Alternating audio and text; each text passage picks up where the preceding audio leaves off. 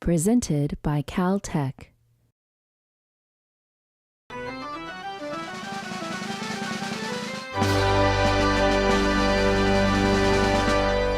Now, it is my great pleasure to introduce our speaker for the day, Atul Gawande. Dr. Gawande is the Samuel O. Thiel Professor of Surgery at Harvard Medical School and also serves as a professor in the Department of Health Policy and Management at the Harvard T.H. Chan School of Public Health. He's a surgeon, and he also writes very well. And he's chairman of Lifebox, a non-for-profit organization created with the goal of making surgery safer worldwide. Dr. Gawande writes on significant medical and public health challenges in the 21st century. He is a staff writer for The New Yorker and has written 4 New York Times bestsellers, including Being Mortal, Medicine and What Matters in the End, published in 2014. His perspective on medicine, science, technology, and the humanities brings together important elements of a Caltech education, and we are fortunate to have him with us today. So please join me in welcoming Dr. Gawande.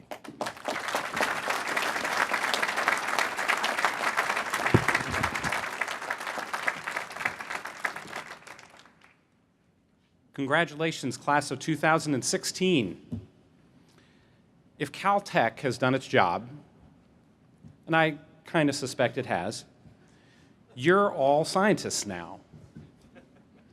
English and history graduates, sorry, all 4 of you. Even you are too. Science, you have to understand, is not a major and it's not a career.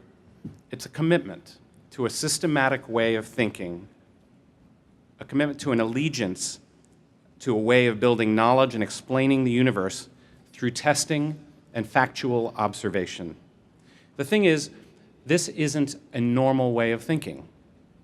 It is unnatural and counterintuitive. It has to be learned. Scientific explanation stands in contrast to the wisdom of divinity and experience and common sense. Common sense once told us that the sun moves across the sky and that being out in the cold gives you colds. But a scientific mind recognized that these intuitions were only hypotheses. They had to be tested. When I came to college from my Ohio hometown, the most intellectually unnerving thing I discovered was how wrong many of my assumptions were about how the world works, whether it was the natural or the human-made world. I looked to my professors and fellow students to supply my replacement ideas, and then I returned home with some of those ideas and told my parents everything they'd got wrong, which I'm sure they loved. But even then, I was just replacing one set of received beliefs for another, and it took me a long time to recognize the particular mindset that scientists have.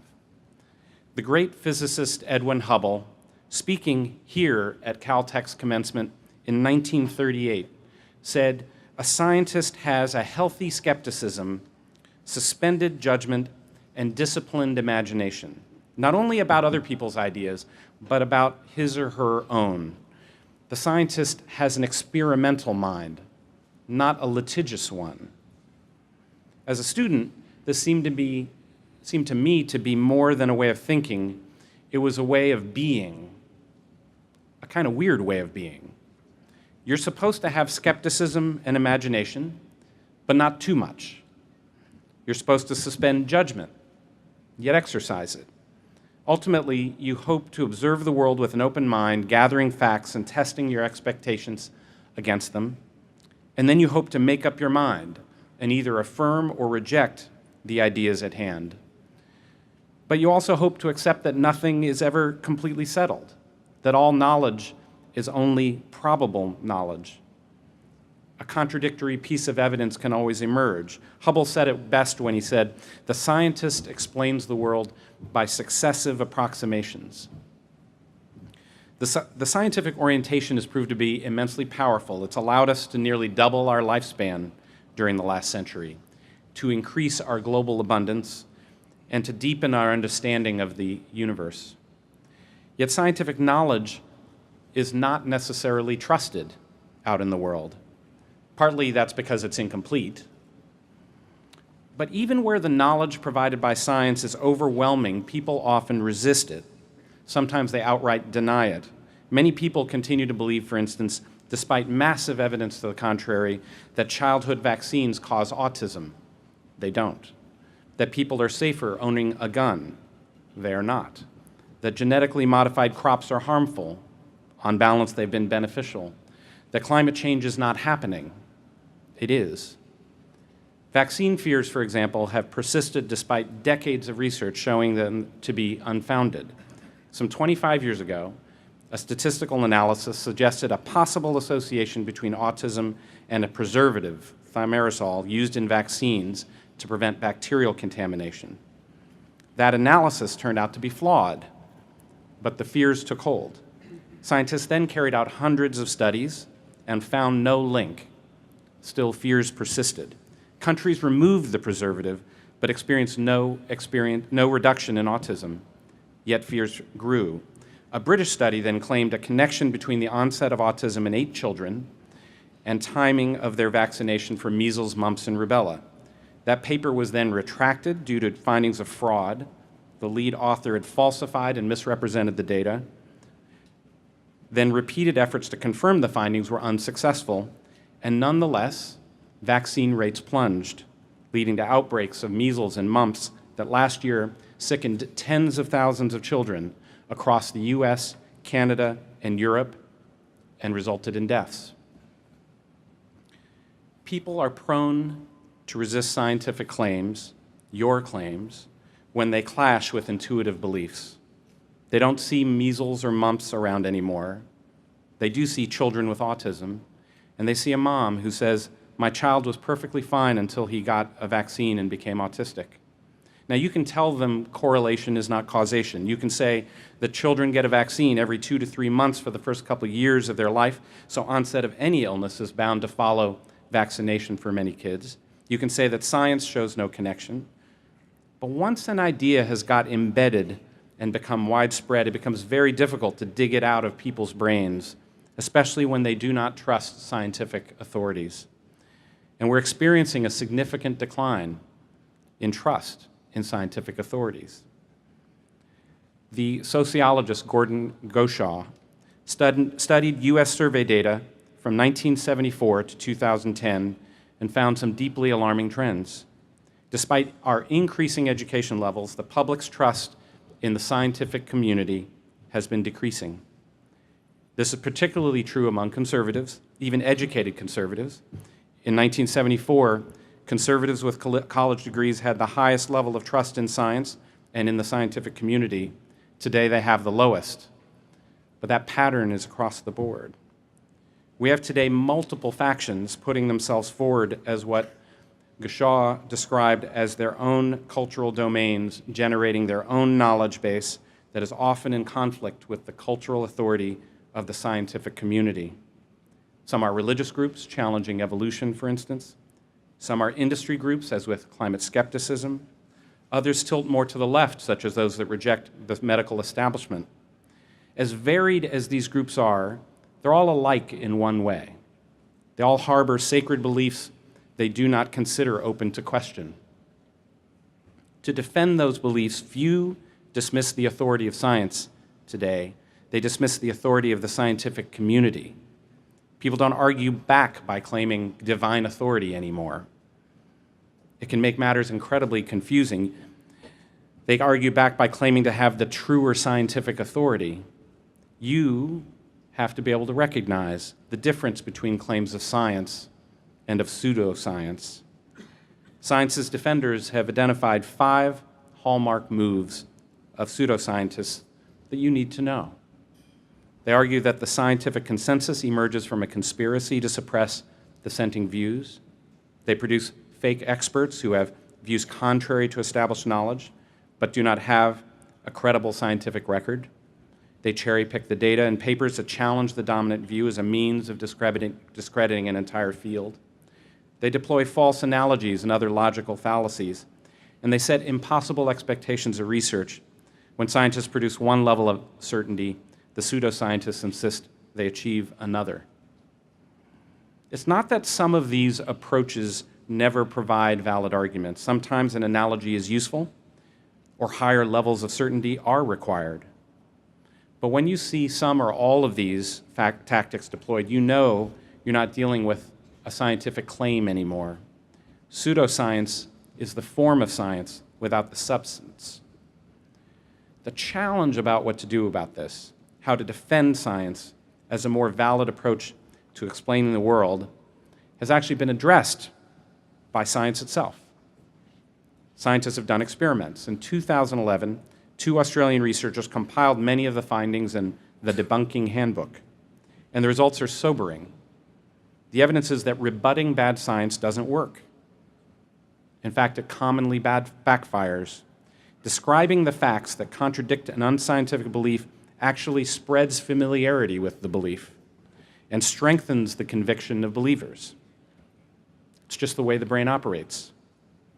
Misinformation sticks, in part because it gets incorporated into a person's mental model of how the world works.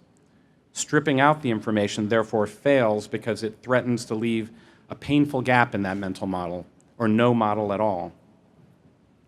So then what is a science believer to do? What's a science graduate to do? Is your future just an unending battle of warring claims? And I don't think it is. Emerging from the findings was also evidence that suggested how you build trust in science. Rebutting bad science may not be effective, but asserting the true facts of good science is. And including the narrative that explains those facts is even better. You don't focus on what's wrong with the vaccine myths, for example. Instead, you point out giving children vaccines has proved far safer than not. How do we know? Because of a massive body of evidence, including the fact that we've tried the alternate experiment before. Between 1989 and 1991, US vaccination among poor urban children dropped. The result? 55,000 cases of measles and 123 deaths. The other important thing, then, is to also expose the bad science tactics that are being used to mislead people. Bad science has a pattern, and helping people recognize the pattern arms them to come to more scientific beliefs themselves. Having a scientific understanding of the world is fundamentally about how you judge which information to trust. It doesn't mean pouring through the evidence on every question yourself. You can't. Knowledge has become too vast and complex for any one person, scientist or otherwise, to convincingly master more than corners of it. Few working scientists, even at Caltech, can give a ground-up explanation of the phenomenon they study. They rely on information and techniques borrowed from other scientists. Knowledge and the virtues of the scientific orientation lives far more in the community than the individual, in this community. When we talk of a scientific community, we're pointing to something critical, that advanced science is a social enterprise characterized by intricate division of cognitive labor. Individual scientists, no less than the quacks, can be famously bullheaded, overly enamored of pet theories, dismissive of new evidence, and heedless of fallibility. Remember Max Planck's observation, science advances one funeral at a time. But as a community endeavor, it is beautifully self-correcting. Beautifully organized, it is not. When you see it up close, the scientific community looks like a rickety vehicle for getting to truth, with its muddled peer review process, badly written journal articles, subtly contemptuous letters to the editor, overtly contemptuous subreddit threads, and pompous pronouncements of the Academy, yet the hive mind swarms ever forward. It now advances knowledge in almost every realm of existence, even the humanities, where neuroscience and computerization are shaping understanding of everything from free will to how art and literature have evolved over time. Today, you become part of the scientific community, arguably the most powerful collective enterprise in human history.